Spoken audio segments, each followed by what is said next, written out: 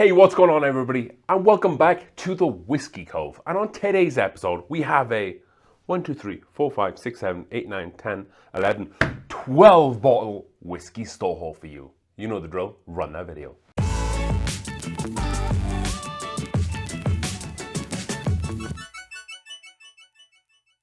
Alright then folks, before we get into today's video, a quick update on a couple of different things. Go over and check out our new website, TheWhiskeyCove.square.site. There's a couple of different glassware you can purchase over there, some really awesome quality premium glassware, so do go check that out too. Also as well, check out our new Patreon, some really exciting stuff happening over there as well. And also, if you're on social media, go and check us out across the different platforms at The Whiskey Cove and you shall be able to find us. So, we have a 12 bottle whiskey store haul for you. I know a couple of episodes ago of the store hauls I mentioned that I wasn't really trying to buy many bottles at the beginning of this year. However, it's funny what a whiskey channel can do to you. So let's just jump straight into some stuff here. So usually I like to share with you the empty bottles, the bottles I managed to kill off in the last couple of months or so. However, I've been slacking a little bit. I haven't been killing off many bottles, just been taking it easy, mainly only drinking whiskey around when I do the videos and some other stuff as well. I have been drinking down some bottles, but not working on any ones in particular. So just gonna dive straight into the 12 bottles I picked up so far. So you may or may not have seen these in a video, but we did a Jack Daniel's distillery taste through, and two of these bottles I had to buy for that distillery taste through, and that was Jack Daniel's Old No. 7, and that was Jack Daniel's barrel aged rye. So I really wanted to get like a full spread of the Jack Daniel's distillery. I didn't have these two bottles. I've never owned the rye. I've had this a bunch of times in the past, a long time ago, but I needed one, I guess, and it's okay, I guess, Jack Daniel's. It has some of those Jack Daniel's type notes, you know, like the banana and the bubblegum stuff, but it's just a little bit flat across the board. The rye was also okay as well. I probably wouldn't buy that again, but it was just kind of okay. Prices for these, and I do have the receipts for these two. So the rye cost me $21.99, and then the Old No. 7 cost me $19.99, both 750ml bottles.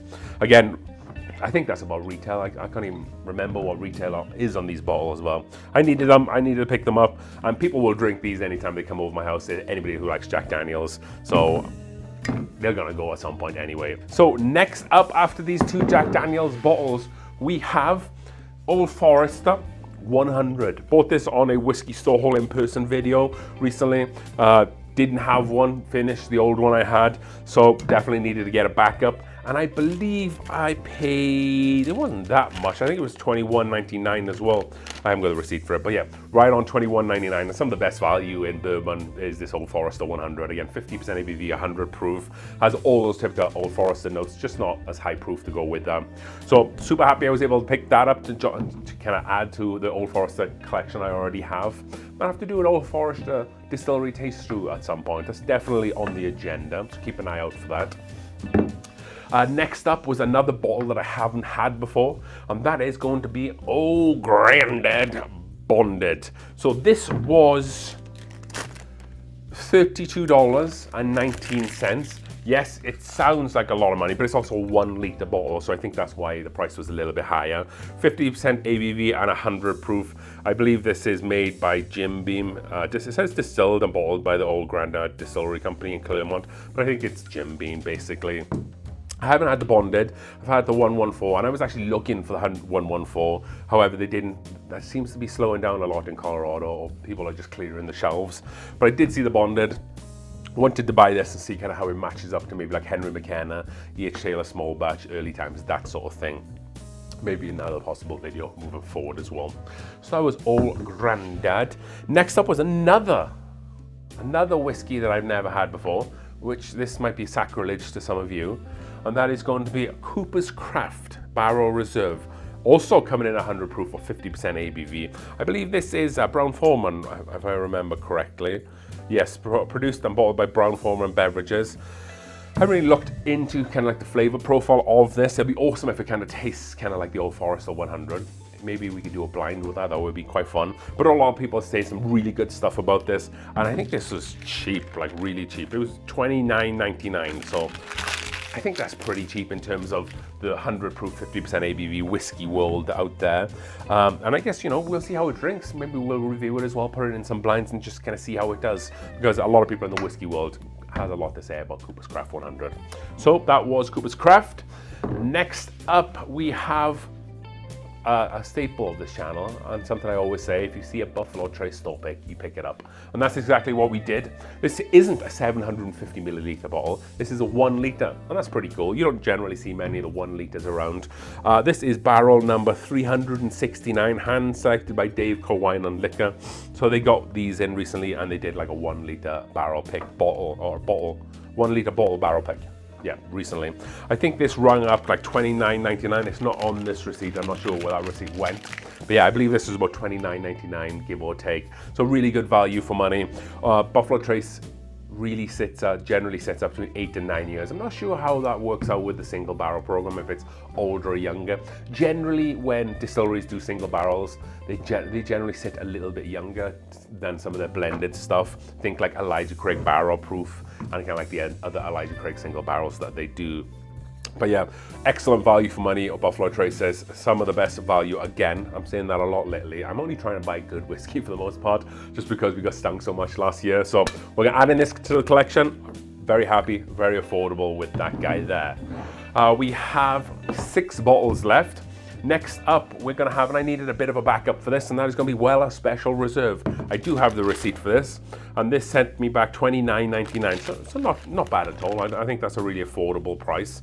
I don't, you see it a decent amount in Colorado, more so around liquor stores' delivery days. Like if you manage to hit up a liquor store on the day that they get their whiskey delivery in, you can generally find these, but they do get scooped up a lot and quite fast as well. And I didn't have a backup for the one I have because I think I gave it away. I did something with it, but I need another one, so I bought this $29.99. I saw it then, I thought, hell, you know, why not? I need a backup, let's get him. So that was Weller, the original wheated Special Reserve, coming in at 45% or 90 proof. I've had Weller Special Reserve a bunch in the past. It's not bad, it's not terrible, but people hold it in really high regard because it has the Weller name. So then when they try it and they overpay for it and they're like, that, this isn't really that great. It sometimes get a bit of an unfair reputation. But however, for $29.99, I feel like it sits right around where it's priced at MSRP in the store. I wouldn't pay over $35 for this whiskey, and that's why I think those prices for this have kind of stuck around the $30 mark. But for that price, it's a pretty easy pickup. Next up, and we have a super interesting bottle here. Talking to a gentleman at a local liquor store here in Colorado. His name was Cole. We were talking about a bunch of different things related to whiskey. And this distillery came up. We discussed, and I said that I've never had anything from this distillery. He said, you really, really need to try this bottle of whiskey. So I bought it, and that is going to be a Colorado Distillery 291. It's going to be the M release, and this whiskey, and listen to this is out of this world, what they do.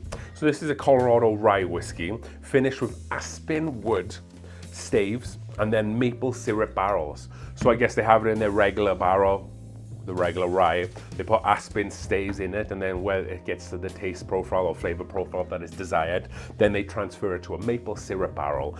As you can see, I've already cracked this bad boy.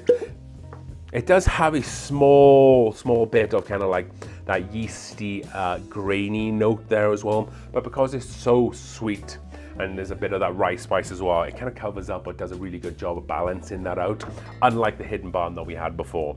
But this is just maple syrup for days. This is pancake whiskey right here. This did cost me $99, so a little bit pricey, but it is coming in at barrel proof, so 57.3% or 114.6 proof. And with the aspen wood stave finish and the maple barrel finish as well, I think it's money well spent for the most part. I want to do a review on this soon, so I'm not going to say too much more than that, but a super interesting, unique bottle. I've never noticed that they call themselves Colorado rye whiskey, so I'm just wondering what constitutes a Colorado rye whiskey. Maybe they're just trying to fashion their own kind of style there, so maybe that's something I need to look into. However, that was Colorado 291 rye whiskey, finished with aspen staves, and then in buffalo, and then in maple syrup barrels. It smells fantastic, delightful. So 4 left, and we're going to jump into. So recently, on the last store haul, we picked up the pipe dream and then the cask strength pipe dream. So on this time, we picked up Emerald Giant Rye Whiskey cask strength. So you have the pipe dream, which is the bourbon. You have the, is it Rocket Top? No, it's not Rocket Top, it's something else. I have it down here, hold on. No, I don't have it.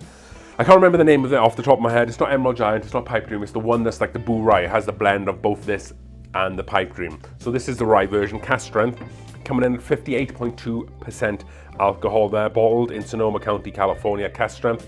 I haven't had the regular version of Emerald Giant.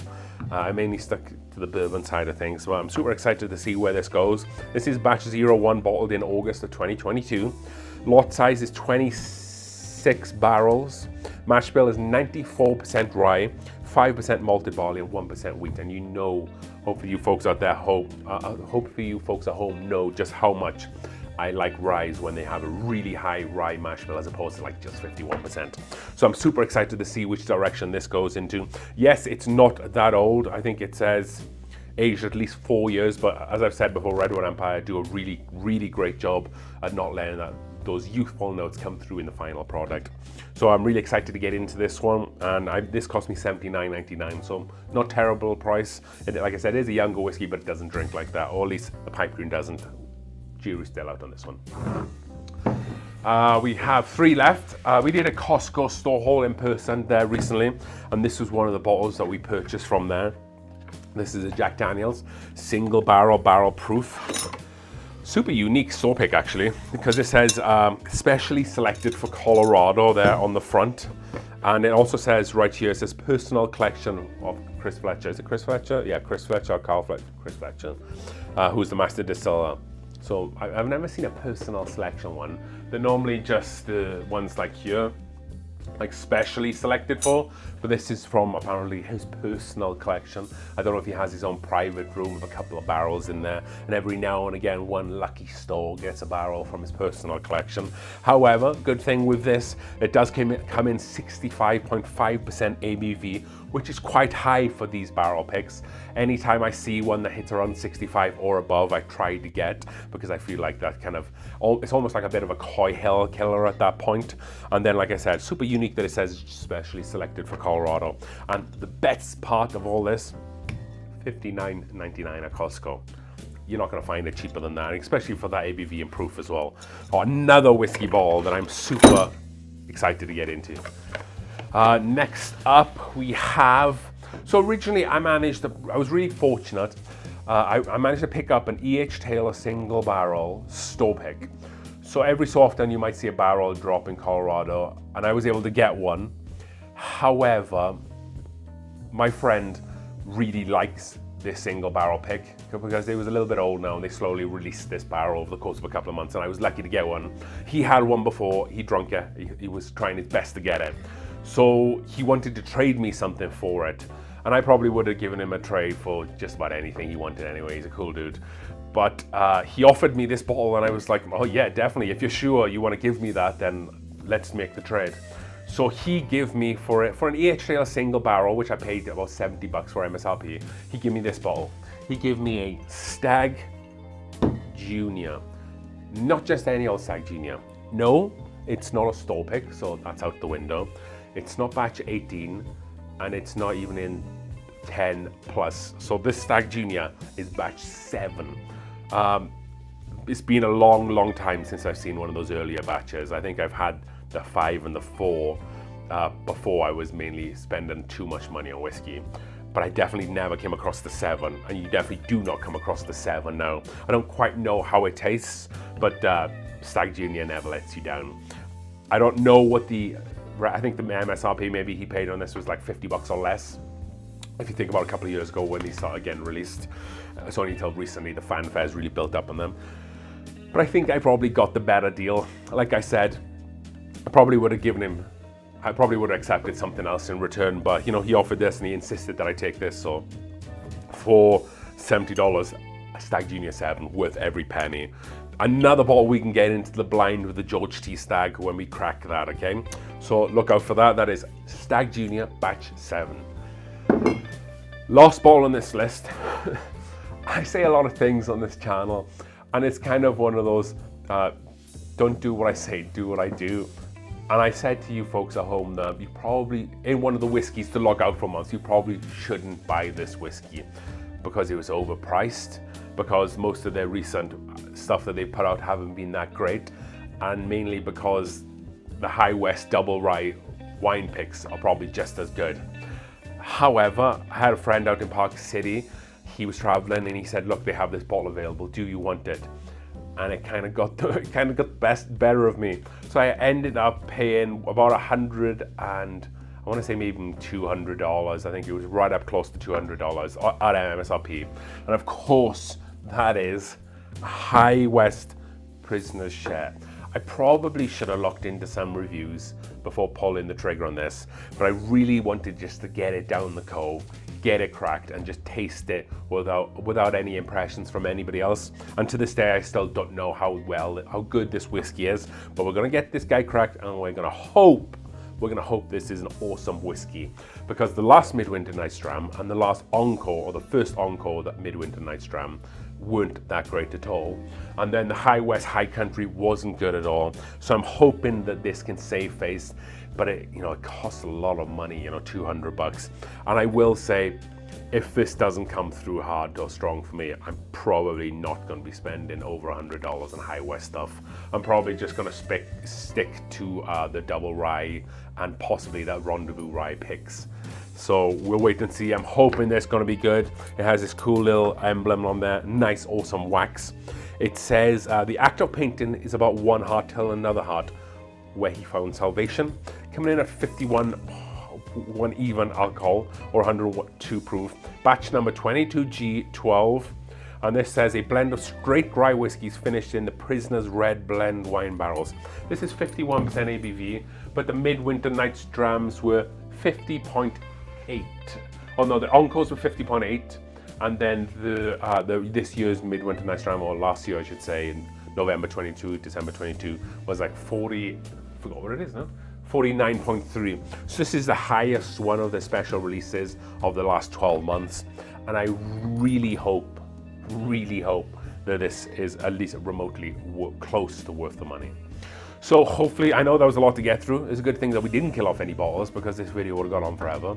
Hopefully you're enjoying what we're trying to do with the channel as well. Hopefully you'll go and check out Patreon and go and check out the website there as well. And as we always say on the channel, as we drink through the world's whiskies, one glass at a time. Cheers.